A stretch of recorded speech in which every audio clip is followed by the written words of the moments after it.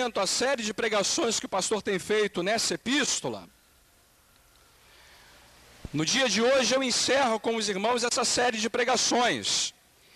E agora nós estaremos lendo as palavras finais, redigidas pelo apóstolo à igreja de Filipos, que têm sido então consideradas por nós. E agora a gente vai chegar às considerações finais, às despedidas, as últimas palavras que o apóstolo então dirige àqueles crentes. Mas como tudo que já vimos até aqui nessa epístola, há algo também de muito especial, de muito importante, de muito adequado a ser considerado por nós, nessas derradeiras palavras do apóstolo então, na carta aos Filipenses. E agora pela manhã, consideraremos o capítulo 4, dos versos 10 até o verso de número 14. Pega então a sua Bíblia, abra em Filipenses 4 e acompanhe comigo a leitura dos versos de 10 até o verso de número 14.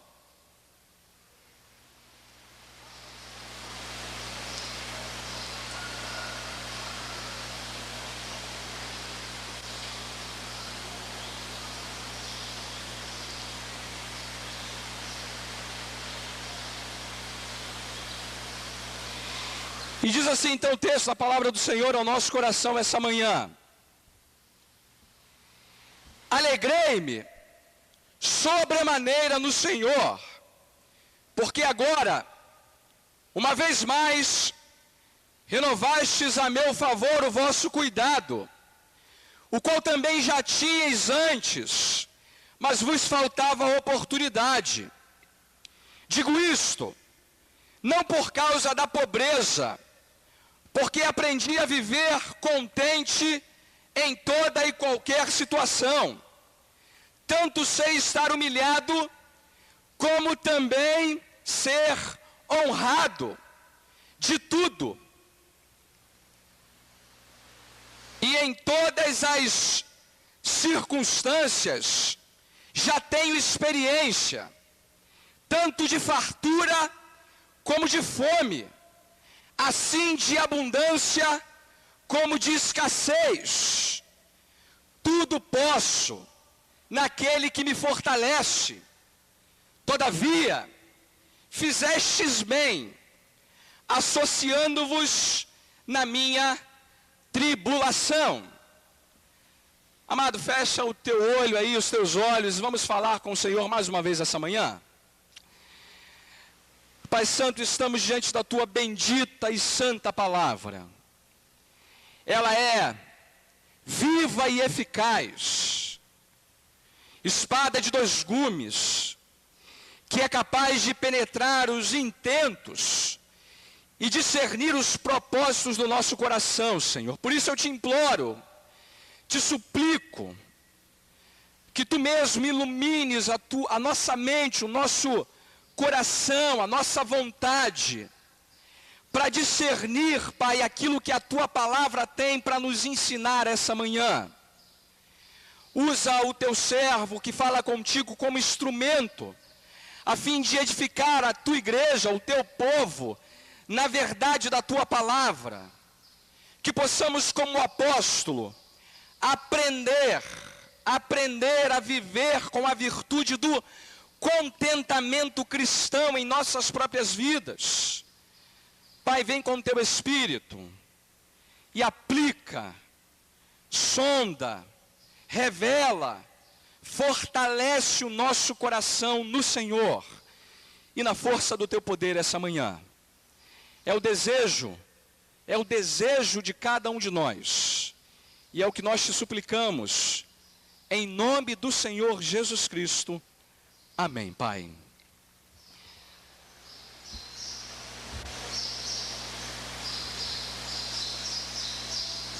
Mas eu estou certo de que essas palavras que acabamos de ler, que já disse aos irmãos, são as palavras finais dessa epístola dirigida à igreja de Filipos, tem por objetivo dois aspectos diferentes. O primeiro deles é que o apóstolo se reporta, se volta mais uma vez, a um tema que ele já havia tocado de maneira inicial, no primeiro capítulo da epístola.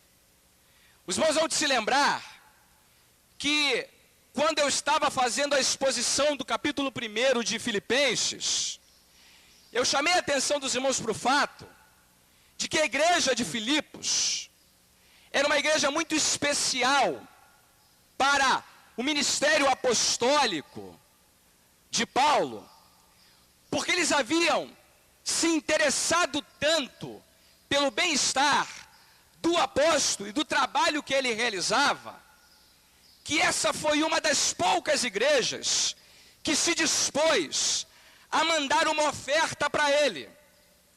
O irmão há de se lembrar que ele chama essa igreja de cooperadores do Evangelho, porque eles tinham de fato mostrado interesse em que a mensagem fosse proclamada, anunciada a muitos outros gentios que, como eles no passado, não tinham esperança, estavam sem Deus no mundo e não conheciam a verdade do Evangelho. Mas essa igreja não tinha apenas o intento, o interesse em que o Evangelho fosse levado à frente. Eles haviam feito coisas práticas que demonstravam isso. E o apóstolo está mais uma vez, nessas palavras finais, dizendo para eles: olha, eu estou mais uma vez me alegrando sobremaneira no Senhor, porque eu sei que vocês renovaram o cuidado de vocês para comigo. E eu sei que vocês não fizeram isso antes, porque faltou a vocês oportunidade para isso. Ele então, mais uma vez está lembrando e faz uma, por assim dizer, um relembrar de que ele está se alegrando no fato de que aquela igreja tinha tido preocupação com o bem-estar dele. E ao que tudo indica, meus irmãos, eles haviam mandado uma quantia financeira em dinheiro para ajudar o apóstolo, que agora, lembre-se de passagem, está preso por causa da pregação do Evangelho. E ele então lembra mais uma vez da gratidão do coração dele para com essa igreja.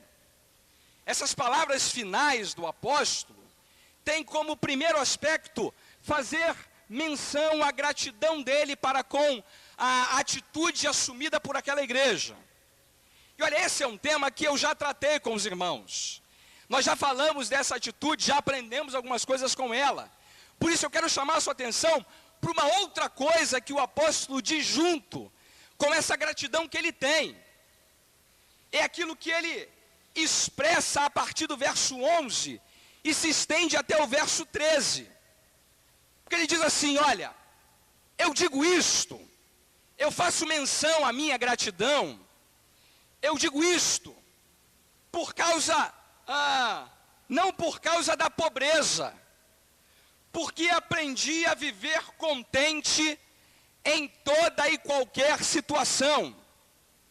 Tanto sei estar humilhado, como também ser honrado. De tudo e em todas as circunstâncias, já tenho experiência de fartura como de fome, assim de abundância como de escassez. Tudo posso naquele que me fortalece. É sobre essa atitude do apóstolo aqui que eu quero chamar a atenção dos irmãos essa manhã.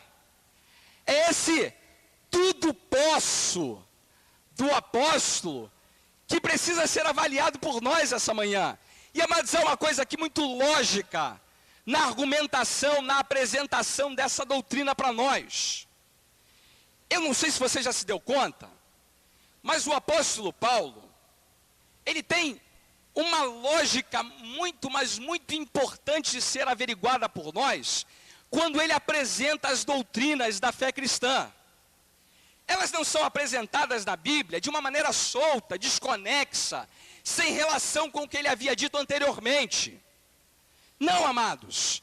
Toda vez que a gente se apropria de um texto como esse, é importante que a gente perceba que isso tem uma ligação direta com tudo que ele disse anteriormente.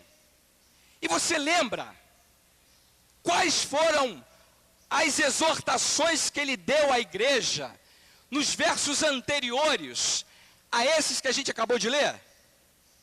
As duas últimas exortações do apóstolo lançam muita luz para aquilo que ele está nos dizendo nesses versos. Alguém se aventura a me responder essa questão? O que ele havia tratado com aqueles crentes antes de considerar essas palavras que a gente está olhando agora mais de perto? Qual era a exortação, qual era a orientação que ele havia dado àqueles irmãos? A pista está nos versos anteriores. Isso é uma boa pista, né? Vou dar mais uma pista. Está no verso 6 e no verso 7. Dá uma olhada aí no verso 6 e no verso 7.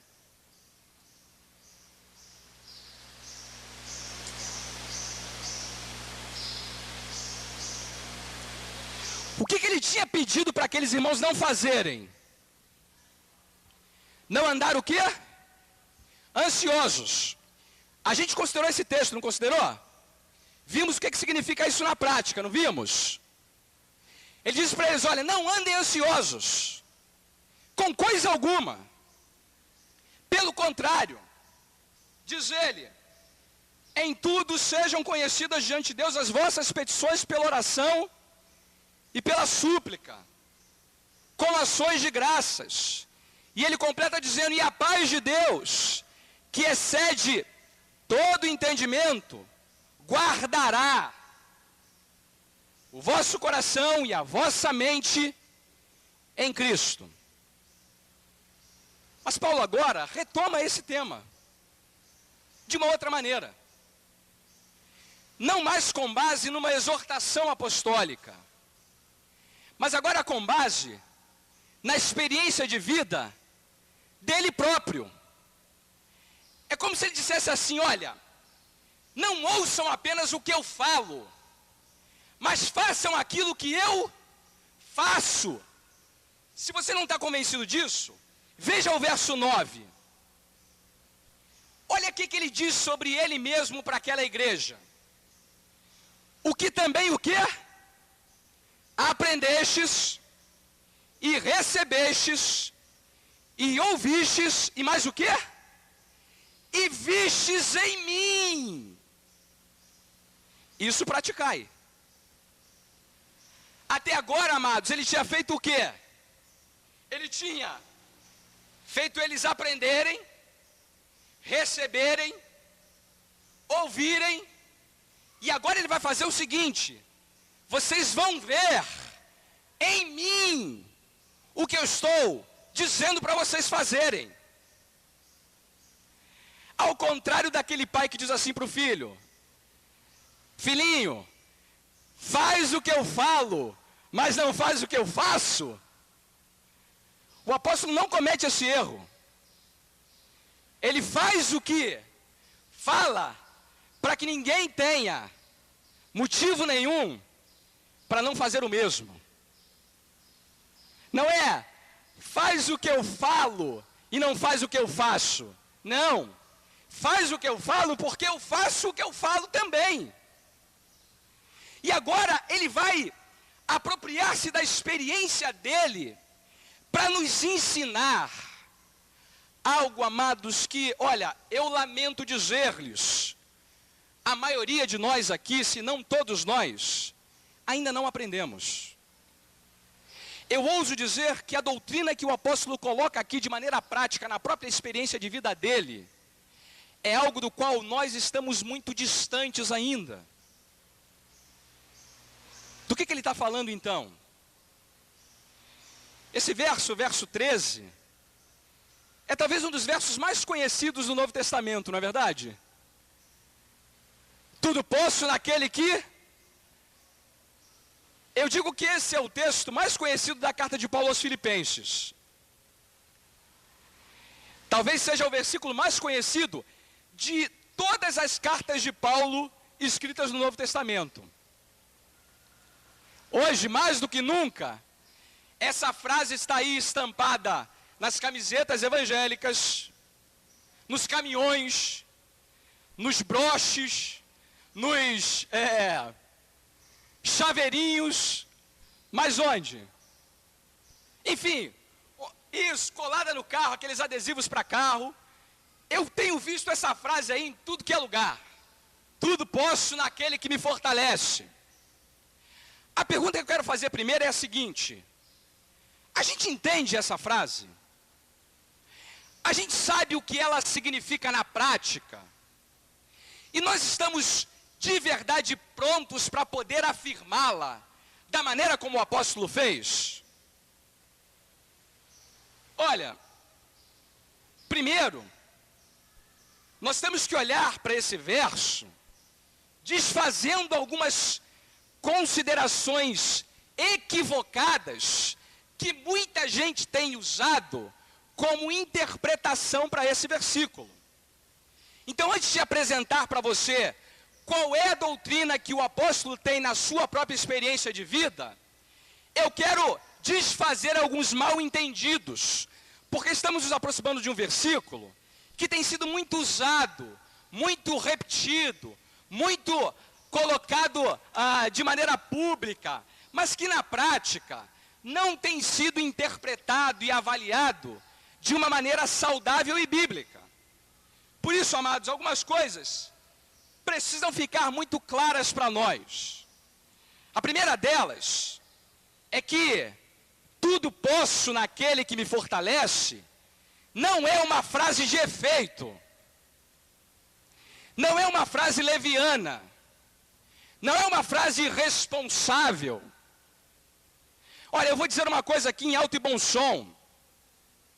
Muita gente usa essa frase sem ter a menor condição de usá-la.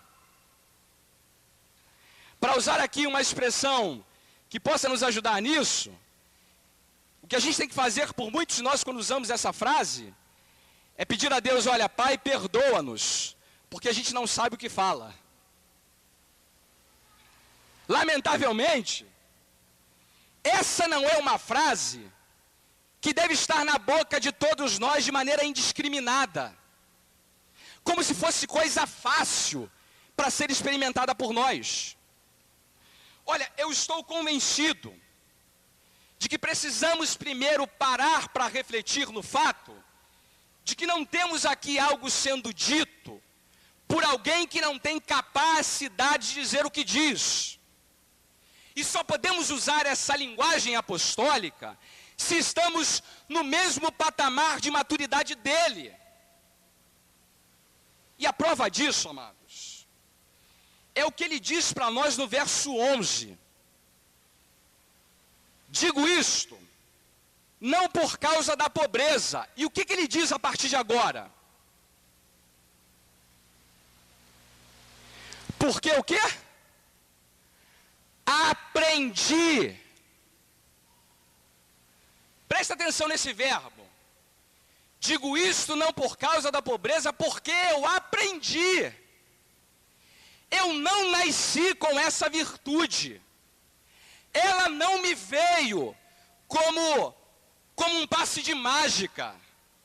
Ela não foi experimentada por mim da noite para o dia. É algo que eu aprendi.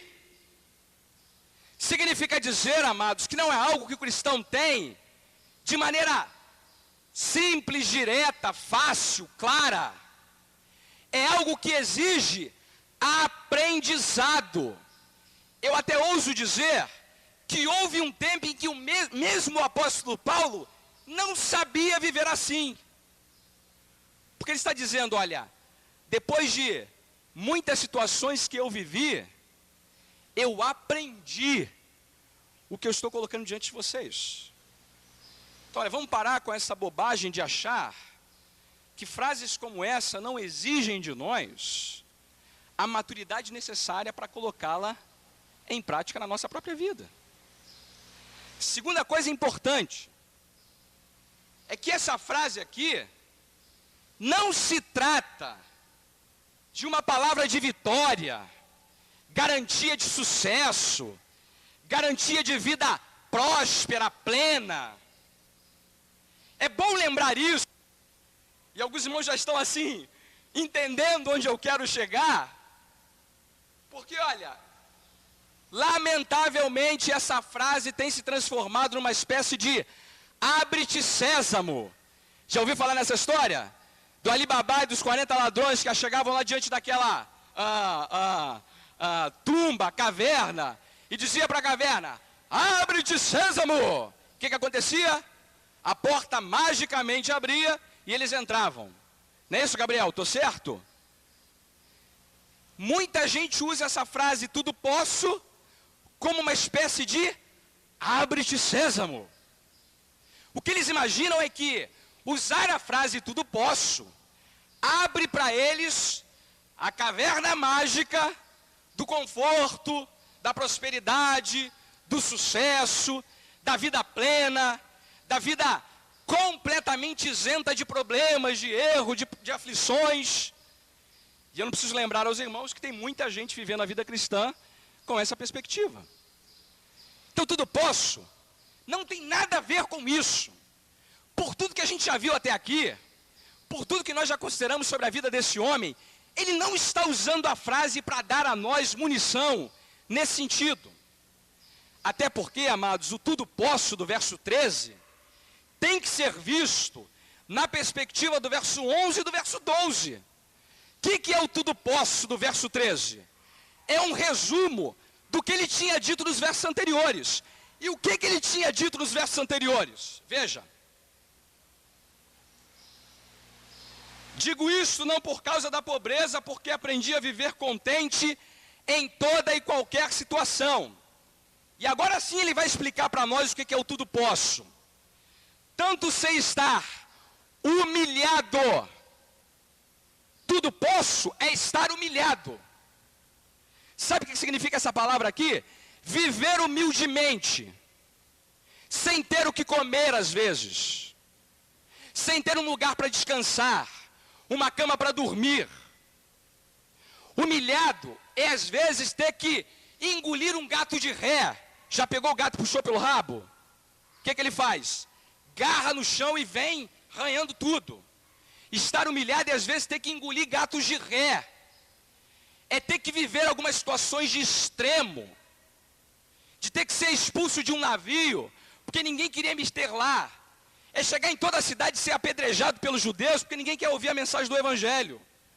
Então falar de tudo posso e lembrar apenas da vitória é metade do problema só, meus irmãos. É estar humilhado. Agora é claro, ele diz, como também ser honrado. É claro que ele viveu situações também de honra. E aqui é de vida próspera, de conforto, de abundância. E ele completa, olha, em tudo e em todas as circunstâncias, já tenho experiência. E para não ter dúvida, ele repete, tanto de ter o quê? Fartura, como de fome. Fome. Não pense que foi só você que passou fome na vida, não. O apóstolo também passou fome. E ele está dizendo, eu tudo posso. Tudo posso inclui muito e muito pouco. E ele termina, assim de abundância como de escassez. Segunda coisa que a gente não deve ter em mente com base no verso 13. O tudo posso inclui abundância e escassez, fome e fartura. O tudo posso inclui humilhação e honra. O tudo posso inclui estar lá em cima na montanha e estar lá embaixo no vale. O tudo posso não deve ser usado como uma frase que apenas inclui aquilo que nos agrada. O tudo posso amplifica a compreensão de que tudo, absolutamente tudo, pode fazer parte da experiência da vida de um cristão. Minha terceira e última afirmativa negativa é que não só devemos evitar essa ideia de que essa é uma frase de efeito, de que essa é uma frase de vitória, uma palavra de vitória, mas também não devemos entender aqui, amados, que o apóstolo está ensinando uma espécie de acomodação com relação aos problemas da vida. Olha, você já ouviu essa frase que muita gente usa hoje em dia? Nada me aborrece. Já ouviu essa história? Nada me aborrece. Ou então aquela música muito famosa aí, deixa a vida me levar, né? Tem nada a ver com isso também não. Contentamento cristão não tem absolutamente nada a ver com essa ideia de que a gente se resigna diante dos problemas, então aceita os problemas por aceitá-los. Paulo não está dizendo aqui que ele vive dessa maneira. Olha, você já viu comigo que esse homem, esse santo homem de Deus, tinha muito claro na vida dele quais eram os alvos que ele queria alcançar. Ele diz, olha, eu prossigo para o alvo, para o prêmio da soberana vocação de Deus em Cristo.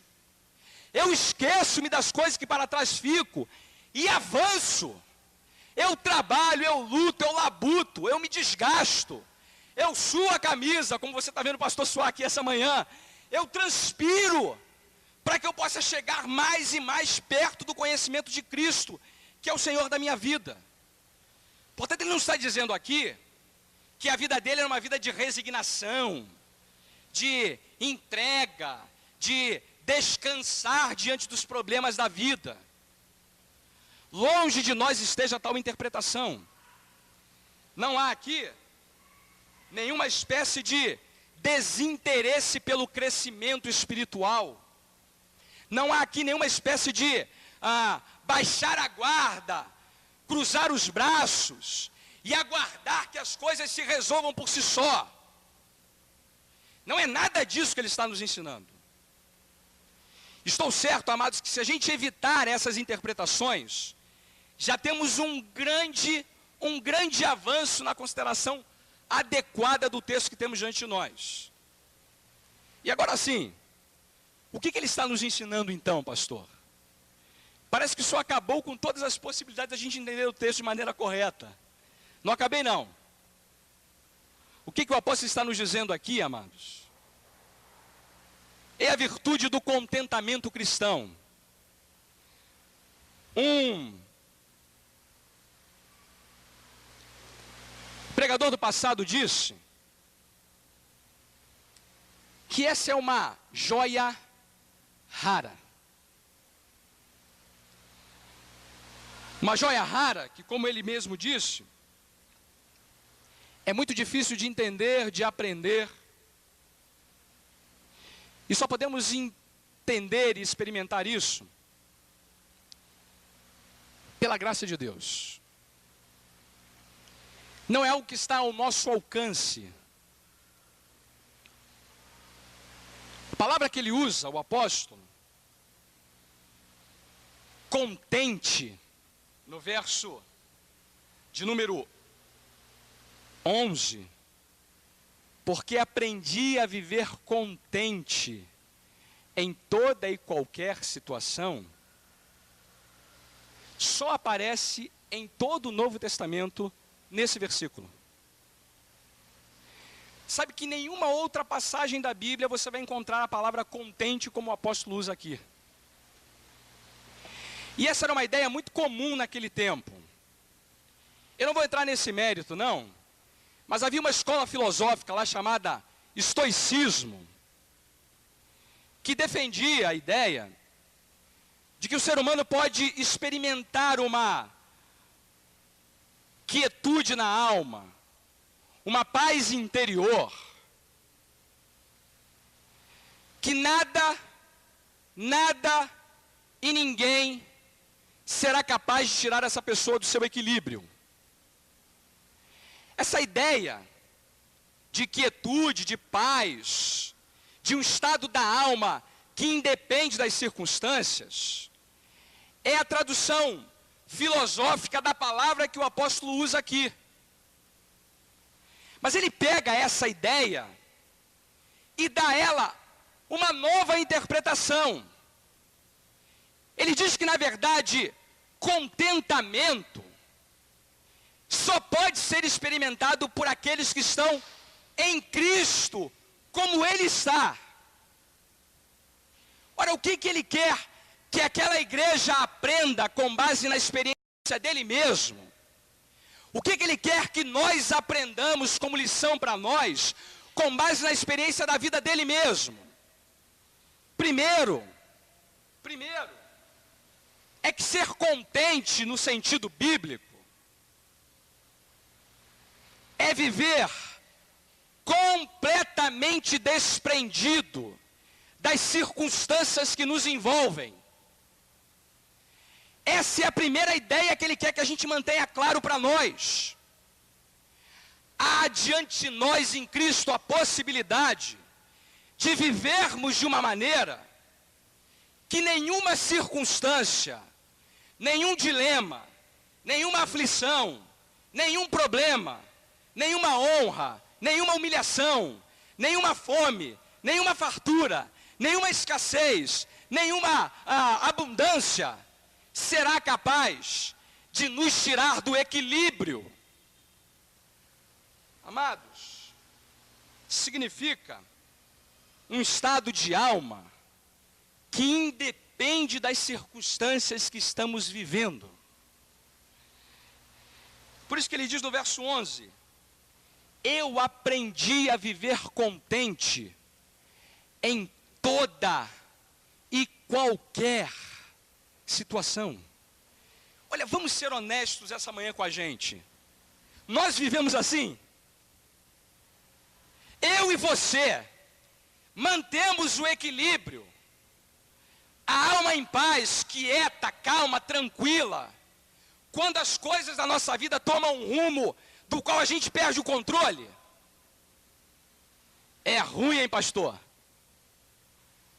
Primeira coisa que a gente faz é entrar em desespero, perder o controle da situação.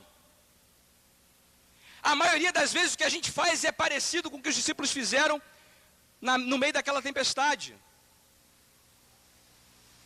Temor, dúvida, incerteza assolam o nosso coração e a gente fica que nem barata tonta diante daquele problema que estamos enfrentando. Paulo diz: não, eu já aprendi a viver contente em toda e qualquer situação. Sabe que tem uma história ilustrada que diz que o sapo só pula quando a água está quente. Essa expressão significa dizer, se você bota um sapo dentro de uma vasilha com água, e essa água está fria, se você for esquentando a água, ele morre ali. Porque a temperatura da água vai mudando devagarmente, ou vagarosamente, melhor dizendo, e ele não percebe isso, ele morre ali. Agora, se você pega o mesmo sapo e joga numa água quente, a primeira reação dele é o quê? Pular fora. Paulo já é um desses que já não pula mais quando a água está quente. Ele já sabe enfrentar toda e qualquer situação com o mesmo contentamento. Porque o contentamento dele não depende mais das circunstâncias que ele vive. Essa é a lição que ele quer que aquela gente aprenda. Eu estou aqui preso, encarcerado, isso não abala o meu coração, não me tira o meu contentamento, porque o meu contentamento não está nas circunstâncias que eu estou vivendo. Mas como a gente é lento para aprender isso. Nada melhor do que um dia atrás do outro com uma noite no meio. Porque se hoje você está sentado sobre um trono, amanhã você pode estar na sarjeta. Se hoje você está vivendo uma situação de fartura, logo pode ser que venham as vacas magras. Paulo sabe que essas circunstâncias mudam a toda hora. E não são nessas coisas que ele coloca o coração dele. Por isso ele não depende delas para experimentar contentamento, para experimentar esse estado de alma em paz, em equilíbrio, em tranquilidade. Aqui é algo que a gente, lamentavelmente, precisamos aprender mais e mais em nossas próprias vidas. Porque junto com essa afirmação, ele dá para nós também onde ele encontrava os recursos necessários para viver assim. Ele não só diz o que ele experimenta, mas ele diz onde ele encontra os recursos para viver dessa maneira. E a pergunta é, como é que o apóstolo conseguia viver assim? O que ele faz que eu não faço? O que ele prioriza que eu não priorizo? Por que ele consegue alcançar esse grau de contentamento quando eu, fraco, frágil, limitado, não consigo viver assim? Onde está a explicação para isso? E ele diz isso para nós. O contentamento cristão independe das circunstâncias, mas ele é dado por capacitação divina. Ser contente no sentido bíblico é viver como alguém que já descobriu o que o apóstolo descobriu. Que ele possui em Cristo tudo quanto é necessário para a alegria, para a paz, para a comunhão com Deus e com os homens. O contentamento cristão é poder dizer, tudo posso naquele que me fortalece. Eu não posso tudo com base na minha própria força. Mas posso tudo quando eu me fortaleço em Cristo, que é o Senhor da minha vida. Contentamento cristão é gozar a plenitude de uma vida completamente imersa em Cristo, de maneira que os outros problemas se tornam minúsculos diante do conhecimento que temos do Senhor Jesus. O apóstolo vivia assim, amados, porque ele era um homem que, como ele mesmo disse no capítulo 3, versos 7 e 8, tinha como prioridade máxima para a vida dele o seguinte, olha,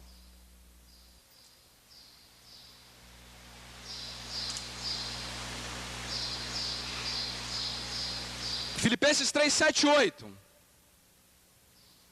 Mas o que para mim era lucro, isso considerei perda por causa de Cristo.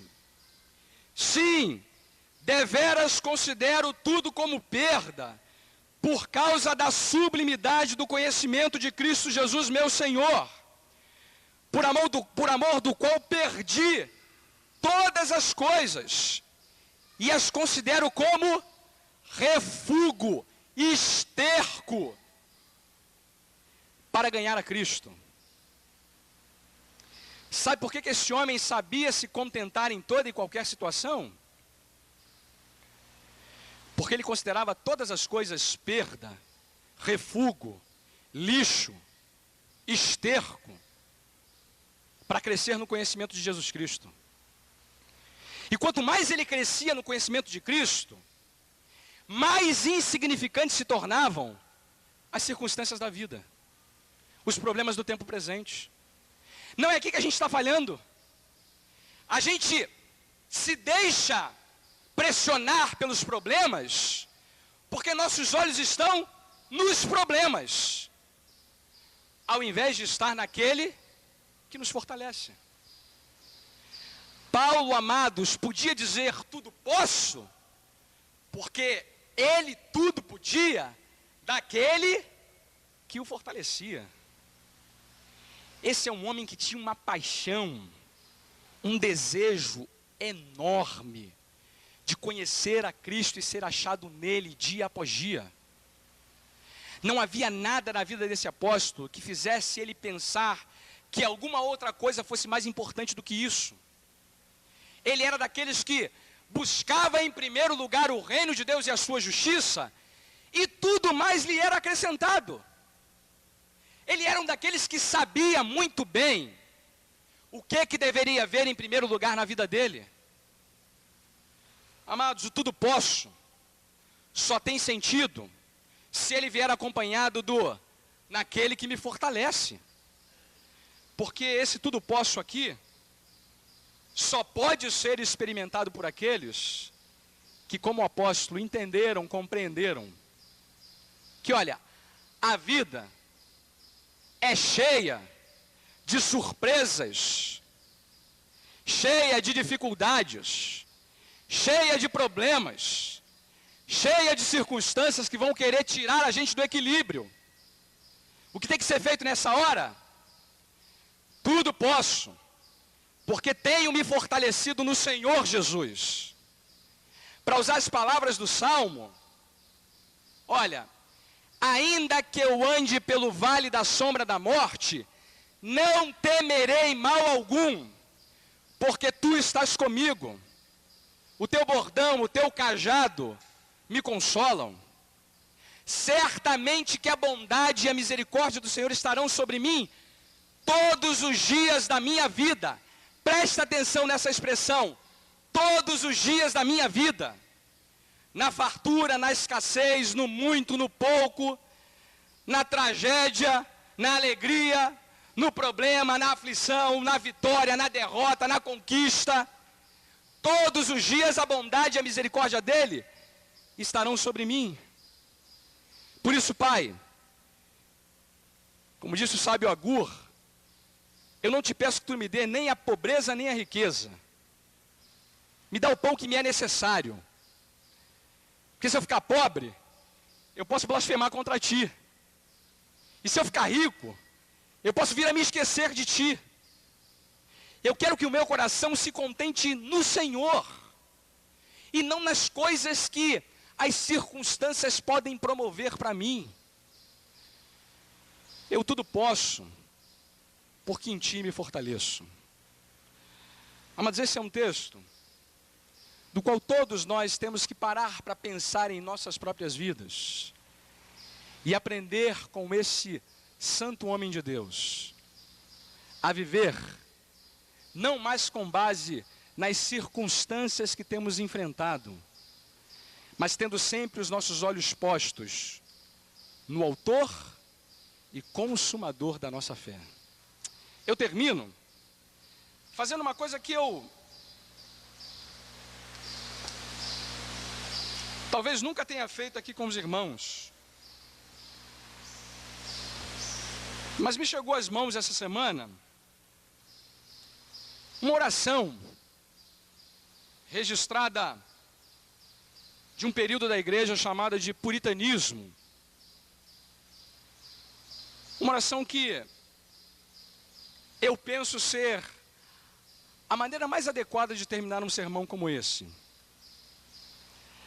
O desejo, meus amados, é que as palavras dessa oração sejam, de fato, algo a ser considerado por nós diante de Deus essa manhã. Ouça com atenção o que essa oração puritana, chamada a renovação do discípulo, diz para nós essa manhã. Ó meu Salvador, ajuda-me.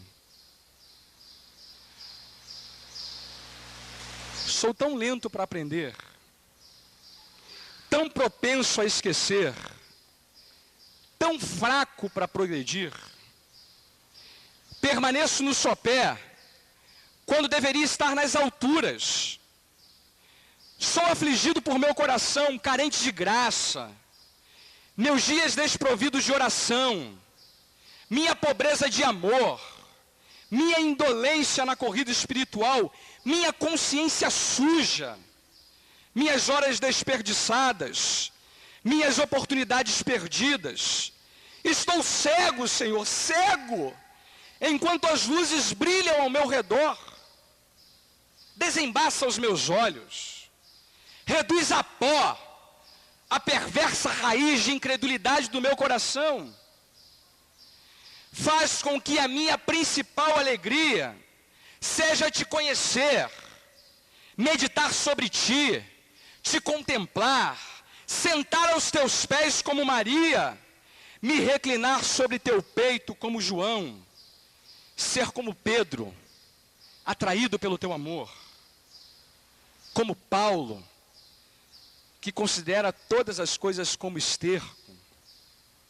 Dá-me, Senhor, dá-me, tanto quanto possível, crescimento e progresso na graça, mais firmeza em meu caráter, mais vigor em meus propósitos, mais consagração na minha vida, Senhor, mais constância no meu zelo. Pai, embora eu ocupe um lugar no mundo, livra-me de fazer o mundo o meu lugar. Que eu nunca venha buscar na criatura aquilo que só pode ser encontrado no Criador. Que a minha fé não cesse de te buscar, até que Ele seja mais e mais necessária.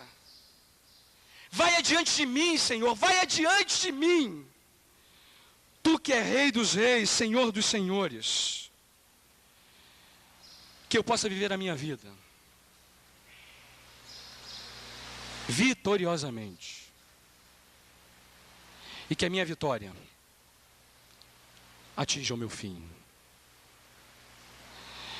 Que eu possa dizer como apóstolo: tudo posso naquele que me fortalece. Pai, sonda o nosso coração.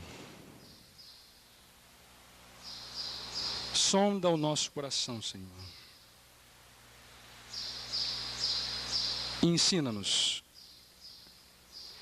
a viver contente em toda e qualquer circunstância. A viver independentemente daquilo que possamos experimentar, mas plenamente firmes e fortalecidos no Senhor Jesus Cristo. Recebe, Pai, a nossa súplica e faz isso entre nós para a glória do Teu nome. Em nome de Jesus. Amém, Pai. Sua de Filipenses, capítulo 4. E agora então leremos os últimos versos do capítulo 4 e também de toda a epístola. Hoje eu encerro com os irmãos essa minha série de exposições com base nessa epístola e na mensagem dela para nós. Pode ficar tranquilo que vai demorar muito até o pastor voltar a pregar em Filipenses.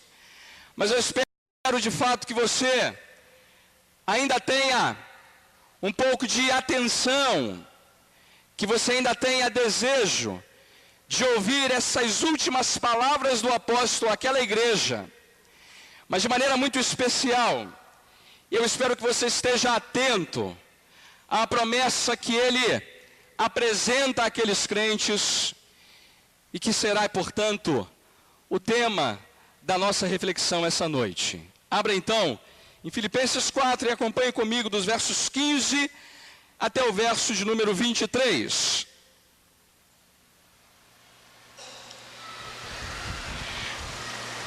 E sabeis também vós, ó Filipenses, que no início do Evangelho, quando parti da Macedônia, nenhuma igreja se associou comigo no tocante a dar e receber, senão unicamente vós outros. Porque até para Tessalônica mandastes não somente uma vez, mas duas, o bastante para as minhas necessidades. Não que eu procure o donativo, mas o que realmente me interessa é o fruto que aumente o vosso crédito. Recebi tudo e tenho abundância. Estou suprido, desde que Epafrodito me passou às mãos o que me veio de vossa parte, como aroma suave, como sacrifício aceitável e aprazível a Deus. E o meu Deus, segundo a sua riqueza em glória, há de suprir em Cristo Jesus cada uma de vossas necessidades. Ora, a nosso Deus e Pai seja a glória pelos séculos dos séculos. Amém.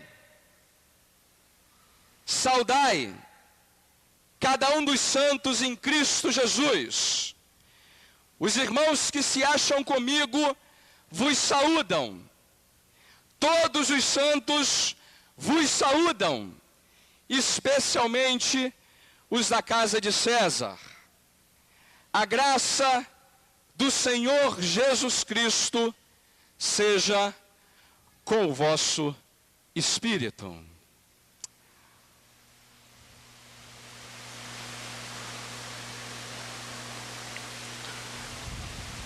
Amados, vamos falar com o Senhor e preparar o nosso coração para a pregação da sua palavra essa noite.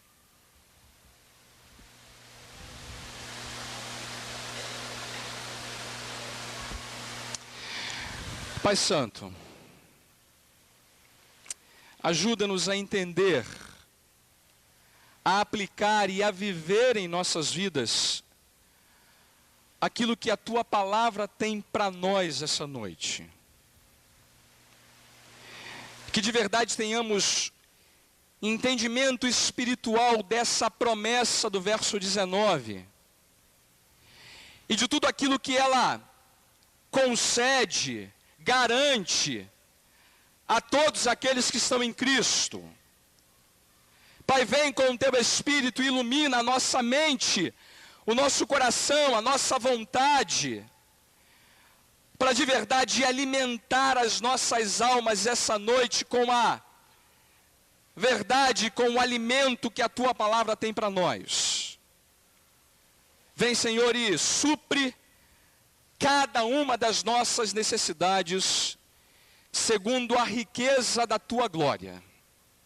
É o nosso desejo, é a nossa oração, é a nossa súplica, em nome do Senhor Jesus. Amém. O texto que nós lemos são as últimas palavras do apóstolo àquela igreja, nessa carta e nessa epístola.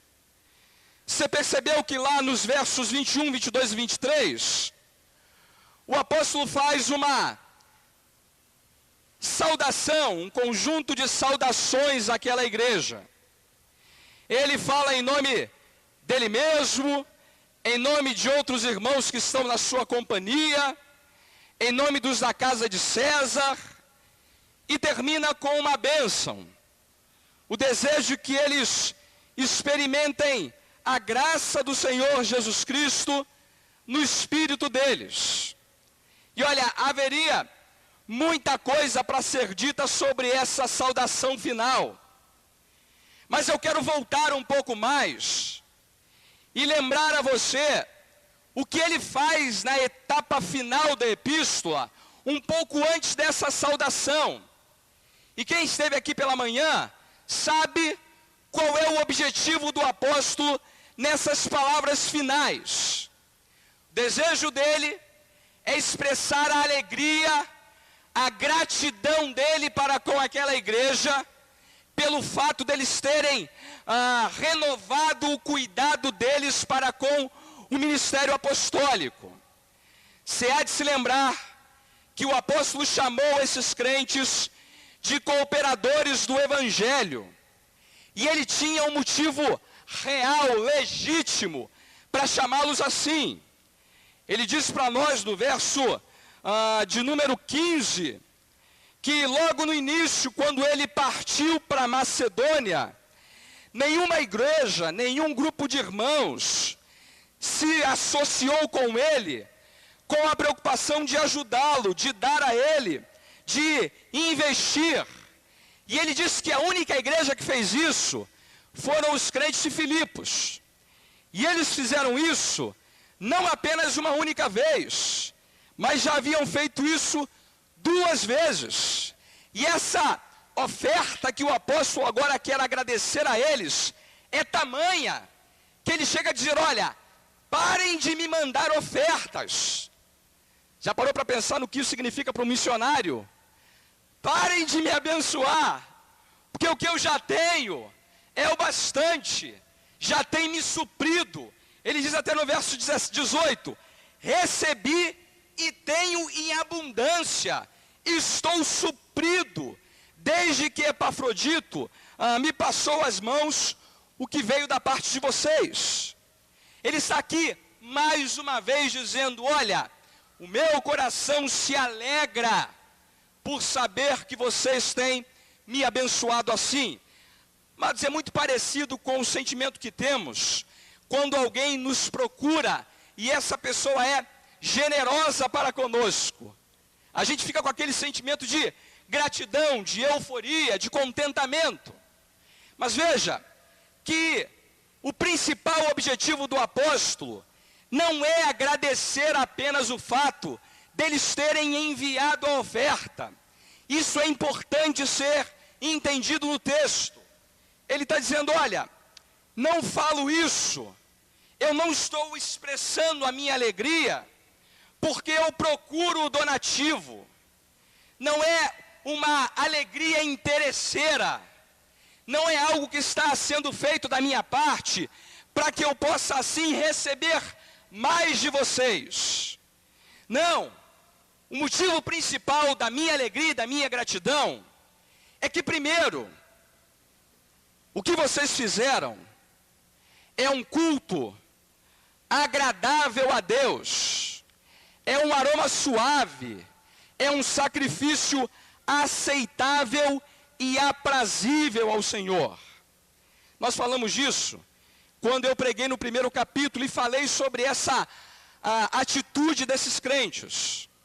Mas hoje quero chamar a sua atenção para o segundo motivo que havia no coração do apóstolo, para que ele experimentasse essa alegria com relação àqueles crentes.